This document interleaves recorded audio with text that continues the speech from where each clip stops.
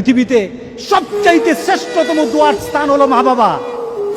ওই মা বাবা যদি হাত পাতে আরশ পর্যন্ত পৌঁছে যায়, ওই মা বাবা যদি বদদুয়া করে, পৃথিবীর সব তীর সব টার্গেট মিস হতে পারে, কিন্তু মা বাবার বদদুয়া কখনো মিস হয় না, কখনো মিস হয় না।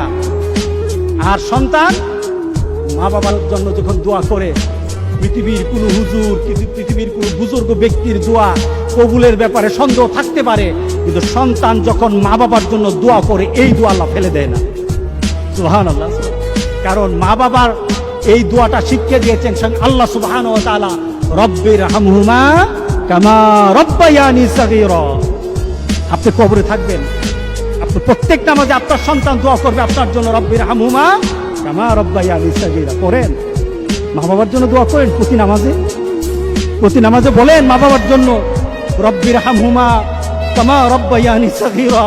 আপনি দোয়া করেন, দেখবেন আপনার দোয়ার কারণে আপনার সন্তান আপনার জন্য দোয়া করছে। আপনাকে আল্লাহ যেন এমন সুযোগ করে দেয়, এমন কুলাঙ্গার সন্তান যেন আমাদের সন্তানগুলো আমরা না বানাই। সবাই বলেন আল্লাহুম্মা আমিন।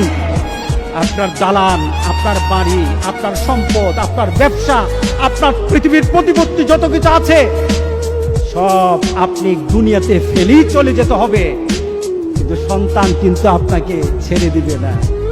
সন্তান আপনাকে ছেড়ে দিবে না। ভালো সন্তান রেখে যাবেন, কবরে শুয়ে শুয়ে আপনার সন্তানের দোয়া পাবেন। খারাপ সন্তান রেখে যাবেন, কবরে বিপদ বিপদ বিপদ চলতেই থাকবে। আল্লাহ আমাদের সবাইকে হেফাজত করুক। আমিন বলি, আমিন বলি। আল্লাহ